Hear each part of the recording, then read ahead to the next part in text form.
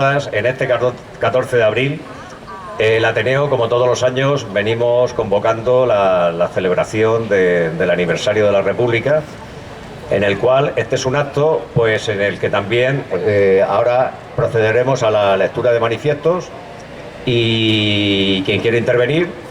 Después terminaremos con la actuación de los cantautores y poetas Román y Aarón, como siempre, que vienen acompañándonos en todas las actividades que realizamos. Pasamos a la lectura de manifiestos. Primero intervendrán Mujeres por Mujeres.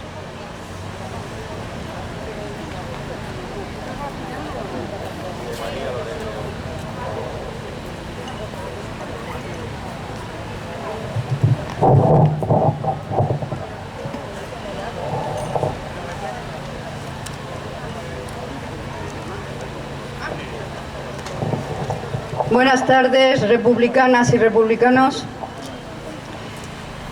Lo nuestro no va a ser este año un manifiesto. Nos vamos a saltar el protocolo y vamos a hacer otro tipo de intervención. Nos vamos a 1931. Es la discusión en el Congreso de Victoria Kent y Clara Campoamor. ¿Vale? Diario de sesiones del Congreso de los Diputados, el 1 de octubre de 1931. Sencillamente creo que el voto femenino debe aplazarse. Con estas contundentes palabras marca la señorita Victoria Kent su posición. Es necesario, señores diputados, aplazar el voto femenino, porque yo necesitaría ver, para variar de criterio, a las madres en la calle pidiendo escuelas para sus hijos. Yo necesitaría haber visto en la calle a las madres prohibiendo que sus hijos fueran a Marruecos. En estos momentos, cuando acaba de recibir el señor presidente firmas de mujeres españolas que con su buena fe creen en los instantes actuales que los ideales de España deben ir por otro camino, cuando yo deseaba fervorosamente unos millares de firmas de mujeres españolas de adhesión a la República, han venido. Cuando yo deseaba miles de firmas y miles de mujeres en la calle gritando ¡Viva la República y viva el gobierno de la República!, he de confesar humildemente que no la he visto. Han venido. Pero en estas horas yo me levanto justamente para decir lo contrario y decirlo con toda la valentía de mi espíritu, afrontando el juicio que de mí puedan formar las mujeres que no tengan este fervor y estos sentimientos republicanos que creo tener. Responde la señorita Clara Campoamor y dedica a Victoria Kent sus primeras palabras. Luego rebate las afirmaciones hechas contra el voto femenino. Lejos yo de censurar ni de atacar las manifestaciones de mi colega, comprendo la tortura de espíritu al haberse visto hoy en trance de negar la capacidad inicial de la mujer.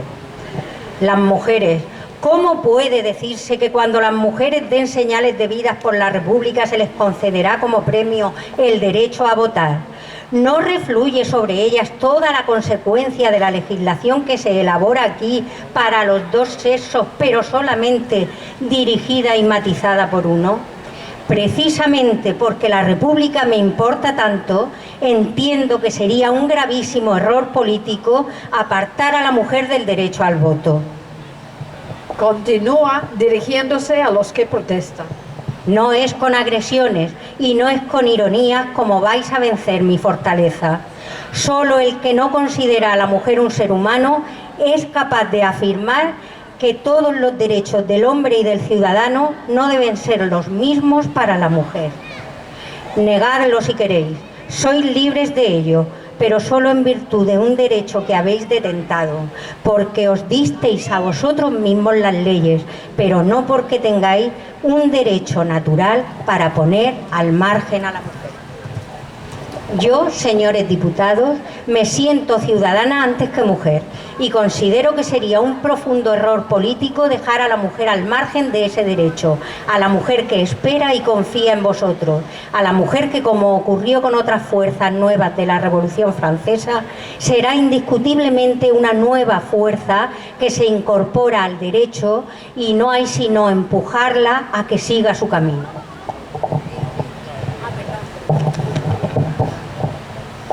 Con 161 votos a favor y 121 en contra, queda aprobada la igualdad de derecho de participación política para ambos sexos. Un señor diputado grita: ¡Viva la República! ¡Viva la República de las mujeres! Si hay algún hecho discutible, es que la Segunda República representó un intento de democratización del país sin precedentes que benefició, con diferencia, a las que luego resultaron ser las mayores perjudicadas, las mujeres. Y a pesar de eso, todavía hoy seguimos reclamando nuestros derechos. Las voces femeninas que se escucharon en aquellos años no fueron casos aislados. Son muchas las mujeres que expusieron sus puntos de vista desde asociaciones, escuelas, sindicatos, revistas, órganos de participación de todo tipo, o que dejaron plasmadas sus vivencias en textos que verán la luz años después. Desde María de Maeztuz hasta María Zambrano, pasando por Federica Montseny, Lucía Sánchez Saonil, María Teresa León o Dolores Ibarruri, por poner algunos ejemplos. Conozcamos la historia, para que no olvidemos lo que somos en una sociedad construida sobre la mentira y la ambigüedad, que se está marchitando, adocenando y rellenando de discurso negacionista. República, república siempre. Me parece la forma de gobierno más conforme con la evolución natural de los pueblos. Clara Campoamor Rodríguez.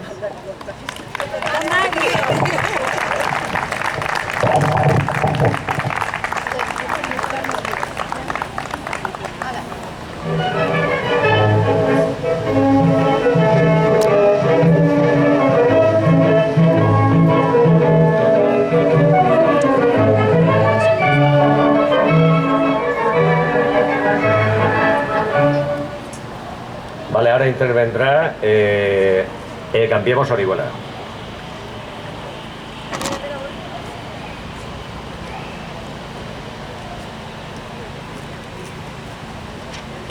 Buenas tardes, gracias por venir a todos. Desde Cambiemos Orihuela queremos agradecer una vez más la labor del Ateneo Sociocultural Vientos del Pueblo en su constante labor para la defensa y promoción de la memoria histórica democrática de Orihuela. Este 14 de abril, cuando se conmemora el inicio de la Segunda República en España, queremos reivindicar 4 cuestiones fundamentales de aquel momento. Y queremos reivindicarlas no para mirar al pasado desde una nostalgia estéril por lo que pudo ser y el fascismo impidió, sino para reafirmarnos en que la memoria democrática debe servir como impulso para transformar el presente y el futuro. En primer lugar, la importancia del municipalismo, dado que aquel cambio de régimen comenzó a consumarse tras las elecciones municipales del 12 de abril, cuyo resultado daría lugar a que todo un movimiento popular se adueñase democráticamente desde sus pueblos y ciudades de sus instituciones. En segundo lugar, debemos recordar que la Segunda República no supuso un simple cambio en la forma de elegir la jefatura de Estado, sino un cambio de régimen político que no se limitaba a suprimir la monarquía, sino que aspiraba a un profundo cambio social que hiciera de España un lugar más justo, libre y democrático. Un cambio que aspiraba a proteger los derechos y libertades de los jornaleros y jornaleras, la gente pobre y los niños yunteros de los que hablaba Miguel Hernández. Hoy el republicanismo no es solo cuestionar el carácter profundamente antidemocrático de la forma monárquica de jefatura de Estado. Republicanismo es también, y entre otras muchas cosas, defender sanidad y educación pública, protección de territorio, derecho a la vivienda, justicia fiscal y diversidad cultural e identitaria. Asimismo, en un contexto de clara reacción autoritaria y violenta contra los avances en igualdad y diversidad de género, así como en derechos y libertades sexuales, queremos recordar que la Segunda República también comenzó a avanzar en esta materia con hitos como la consecución del sufragio universal. En tercer lugar, el advenimiento de la República solo fue posible gracias a la construcción de alianzas amplias entre sectores diversos y a la inteligencia estratégica de muchas de las fuerzas implicadas. Hoy avanzar hacia una España republicana pasa por entender y actualizar esa capacidad de sumar tradiciones y sensibilidades que, pese a sus diferencias, compartimos unos mismos anhelos de justicia, bienestar y defensa de derechos y libertades. Un republicanismo útil no es aquel que solo habla a una minoría ya convencida, sino aquel que aspira a construir una nueva mayoría republicana que haga de España un lugar mejor para los pueblos y gentes que la forman. A por la tercera, ¡viva la República!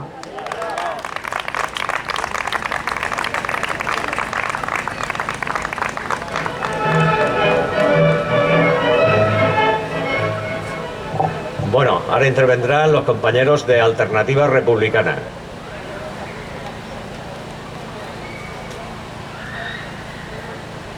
Bueno, aquí estamos un año más, como no, bueno, podría ser de otra manera, celebrando, conmemorando la Segunda República Española, pero mucho más que eso, es el republicanismo español, ¿no? Que tenemos una cierta tradición, aunque parezca que corta, nos lo vendan como corta, siempre los poderosos, siempre la aristocracia, las grandes empresas, los señoritos, los grandes feudos de toda la vida han estado ahí siempre contrarios a la República. Por lo que precisamente las compañeras y compañeros han estado diciendo aquí, por los avances que supuso tanto la primera como la segunda, fueron grandes intentos democráticos y enfocados hacia la clase trabajadora. Y eso no podemos olvidar, lo que no solo tampoco tiene que ser un día de conmemorar, tiene que ser un día reivindicativo, combativo, al igual que cualquier 1 de mayo, cualquier 8M, todo movimiento obrero, el republicanismo, sindicalismo, vamos ligados de la mano. Es todo el mismo movimiento obrero que pretenden y siempre están machacando desde el capital, ya sea cuando sacan los perros más feos como el fascismo, ¿no? Cuando el capital tiembla un poquito con sus crisis cíclicas que apretan demasiado al pueblo y no podemos respirar entre crisis y crisis, pues sale el fascismo, ¿no? Los perros ahí a atacar. Y bueno, aquí estaremos siempre, como siempre hemos estado, defendiendo todo lo que represente la libertad para la ciudadanía.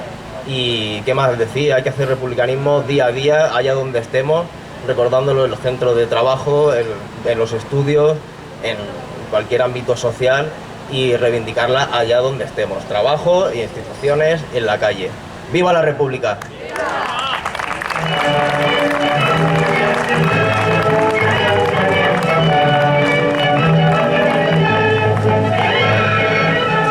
Bueno, ahora tiene el turno el Partido Comunista de los Pueblos de España.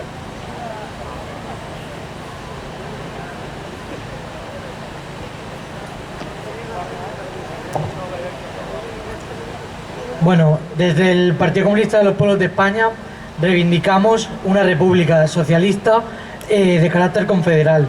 Desde que el primer Borbón se sentó en el trono de España, la Casa Real ha tenido como monarcas una larga saga de esperpentos centrados en reprimir al pueblo, destruir culturas y robar. Una dinastía siempre funcional a las clases dominantes y que, al lado de aristócratas, burgueses y obispos, nunca dudó en ponerse al lado de la reacción y del fascismo. 3 siglos después, los Borbones no han cambiado. Juan Carlos sigue fugado de la justicia europea, gracias al asilo de la dictadura de Emiratos Árabes, y Felipe sigue sin rendir cuentas de su salario y de los gastos públicos destinados a mantener a su familia y todas sus propiedades. En paralelo a esta situación, expresión de la crisis que afecta a las instituciones del Estado y muy especialmente a la monarquía, el Estado español se prepara para la guerra. En junio de 2022, la OTAN realizaba su cumbre en Madrid y en ella se expusieron las directrices marcadas por Estados Unidos para llevar al bloque imperialista hegemónico a guerra contra Rusia y otros países que no aceptan su dominación unipolar. A los miembros de la OTAN se les está exigiendo el 2% del PIB para gastos militares. En caso del Estado español, se ha superado hasta llegar al 2,14%. Es decir, 48.800 millones de euros destinados al negocio de la muerte. Además, en el Estado existen 6 estructuras militares, entre las que destacan las bases de Rota y de Morón de la Frontera, que nos convierten en uno de los objetivos principales de la próxima guerra mundial.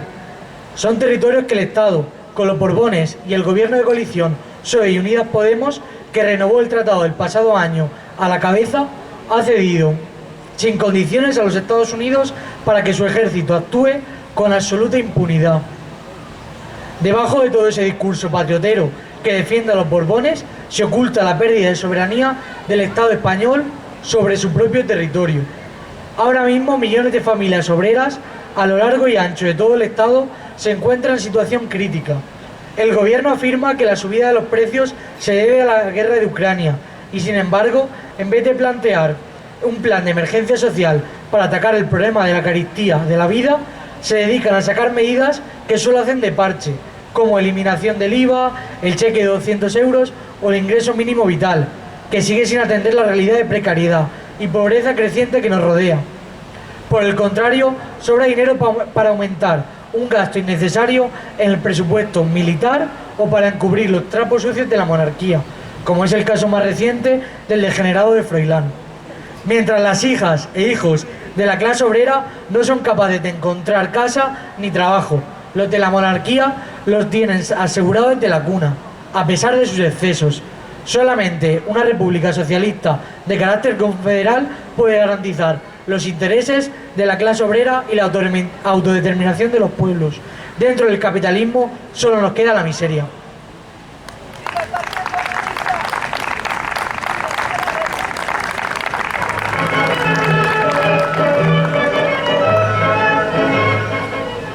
Bueno, ya el turno de intervenciones lo cerramos con el manifiesto del Ateneo, que somos los convocantes, y ya después del manifiesto del Ateneo, ya los cantautores Aarón y Román pues cantarán alguna canción en homenaje a la República y en homenaje a los hombres y mujeres que lucharon y los que siguen luchando hoy en día.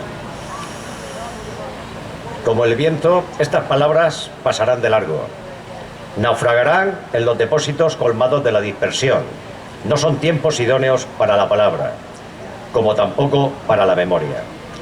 Dos elementos abstractos, intangibles, pero que hunden sus raíces en lo que nos hace ser. La frágil memoria no cesa de recordarnos su existencia, como un latido constante y vital. De ahí que Galeano hablara del recuerdo como ese volver a pasar por el corazón. Qué bonita y a la vez qué manipulación tan perversa se ha hecho de esta metáfora, ya que el poder amnésico de memoria siempre se ha esforzado por hacer de la memoria una cuestión relativa al sentimentalismo, a la toilette personal de cada uno o a la emoción inocua. El objetivo era sacar la memoria de la res pública, que no hubiera fricción de la memoria con lo real, con lo tangible, sino que se convirtiera en algo etéreo arrinconado a una cuestión de índole moral, o más bien de moralina. La memoria no es un pasado clausurado ni colmado que no tiene resonancias en el presente. Tampoco es un objeto de estudio ahogado en un formol académico presto a instalarse en el vacío de una vitrina. La memoria no se puede desactivar ni arrinconar en el cajón de la historia. La memoria no es nostalgia, no es inerte. La memoria es energía potencial. Es un elemento que porta en su interior la capacidad de transformación del mundo real. De ahí que el tiempo no sea ese elemento segmentado, sino más bien fluido, donde el pasado se conjuga en presente y el presente es un eco del pasado. De ahí que la memoria tenga un efecto transformador real en nuestro presente. Sin memoria, sin genealogía, estamos condenados a un futuro que sigue lastrado por unos pies de barro carcomidos. No hay futuro más sólido que aquel que avanza habiendo reparado los cimientos pretéritos sobre los que se asienta. Esa debería ser la condición primaria de cualquier proyecto democrático. No es el caso de España, que es un Estado fallido a raíz de establecer como política estructural el olvido y la impunidad. ¿Por qué el Estado democrático surgido tras la dictadura franquista no restauró la legalidad republicana abortado mediante un golpe de Estado fascista en 1939? ¿Por qué no se procesó a todos los elementos actuantes en ese sistema criminal golpista? ¿Por qué no se depuró a los estamentos judiciales y policiales del gobierno? ¿Por qué no se juzgaron todos los crímenes cometidos durante 40 años de terror fascista? ¿Por qué no se reparó a todas las víctimas del genocidio franquista? ¿Por qué no se restituyó el patrimonio incautado por los golpistas? ¿Por qué las empresas y terratenientes que financiaron el golpe de Estado quedaron impunes y sus descendientes siguen dominando la economía en España? ¿Por qué se votó con 1000 muertos en las calles una constitución tutelada por el régimen golpista que metía de rebote a la monarquía? ¿Por qué se siguen abriendo fosas y a la vez cierran la vía jurídica a la reparación? ¿Por qué Miguel Hernández sigue siendo un criminal mientras lo usan como maquinaria sacaperras? ¿Por qué esta herida sigue sangrando y se nos dice que no hay que abrir heridas? ¿Por qué nunca es el momento de hablar de memoria histórica? ¿Por qué sigue habiendo miedo a hablar según qué temas? ¿Por qué nos quieren hacer callar? Son tantas y tantas preguntas que deberemos de darle respuestas interiormente y colectivamente. Somos esa débil fuerza mesiánica de la que hablara Walter Benjamin, que establece genealogía con ese hilo rojo de la historia hilvanado por los débiles, los nadie, los parias, los otros, la clase trabajadora que se levantó contra los mismos que hoy nos niegan la palabra y la memoria. Y quizás hoy los mecanismos de censura sean más sutiles que antaño, simplemente engrasar los engranajes del olvido y la indiferencia, sin necesidad de recurrir a la prohibición. Por eso, el trabajo que hace el Ateneo Viento del Pueblo es un rayo de sol en la lucha que deja por siempre la sombra vencida y mantiene encendida la llama del tiempo. La de ese tiempo fluido no clausurado, que tiene efecto real en el presente, porque no se trata de construir república, sino de hacer ya la república, de aplicar ese legado en las luchas vecinales, feministas, obreras, en hacer de la cultura un elemento vertebrador de conocimiento y convivencia, de establecer lazos solidarios con los pueblos que resisten, como el Sáhara y Palestina, de exigir la paz y el acuerdo como elementos centrales de solución de los conflictos como el de Ucrania y no aumentar la escalada armamentística como hace nuestro país. Hacer república es tratar la memoria al presente, obligando al poder a que asuma su compromiso y su deuda, como ha ocurrido recientemente con el homenaje a los oriolanos deportados en los campos de concentración nazis, como ha ocurrido también en el campo de concentración de Albatera, ejemplos donde la débil fuerza de las asociaciones memorialísticas ha conseguido arrancar y empujar a las instituciones a que hagan su trabajo de verdad, justicia y reparación. Eso es hacer república, sacar a la luz y desvelar el tiempo. De ahí que, frente a la indiferencia y la dispersión de la atención, el esfuerzo que hacemos es de la permanencia, de anclar la memoria al presente para que no la borre el tiempo. Ese es nuestro legado, seguir persistiendo y perseverando en encontrar respuestas a nuestras preguntas, en nutrir el imaginario colectivo de los relatos proscritos por el olvido, en hacer de la memoria un arma cargada de futuro. Para que estas palabras, cuando se las lleve el tiempo, sean semillas polinizadoras de acción y maternidad. ¡Viva la República! ¡Abajo la monarquía!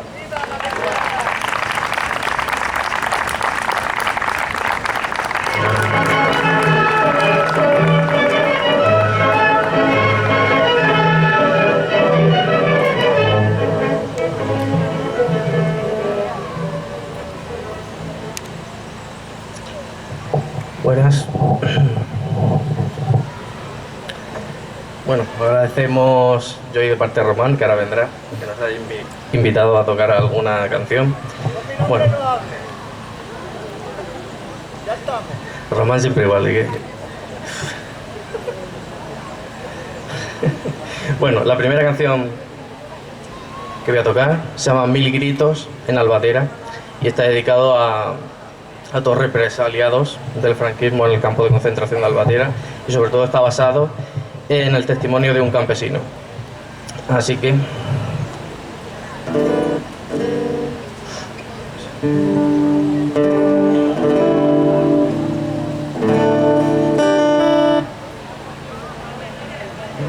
Mil gritos en Albatera.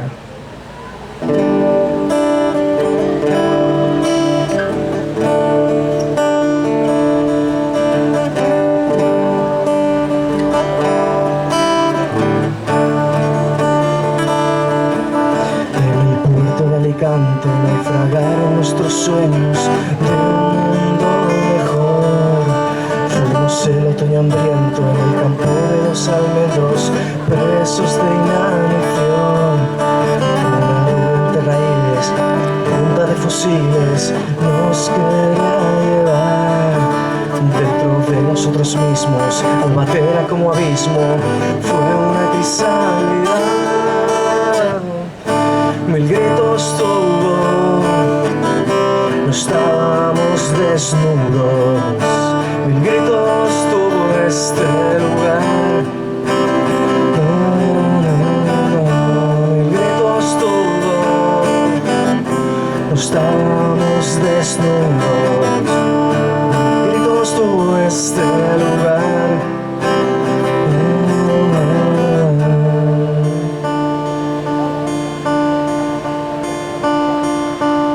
Allí todo era oscuro y se fue una juventud que nunca pudo volar.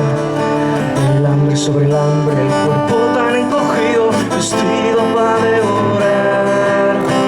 Horror en las palmeras, presos de una quimera, con cabeza de león. La lluvia ocultó los restos, pero la primavera los inmortalizó. Mil gritos tuvo, no estábamos desnudos. Mil gritos tuvo este lugar. Mil gritos tuvo, no estábamos desnudos. Mil gritos tuvo este lugar. Mil gritos tuvo.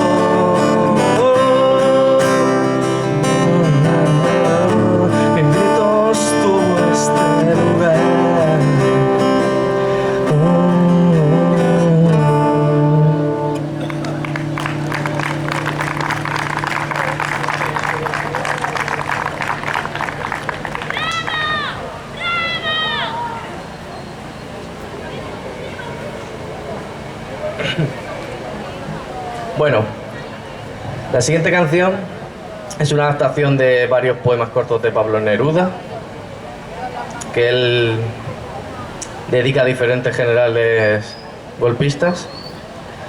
Y bueno, lo hemos titulado Entre Sanjurjo en los infiernos, Mola en los infiernos y Franco en los infiernos. Pues la canción se va a llamar En los infiernos. Ah, sí,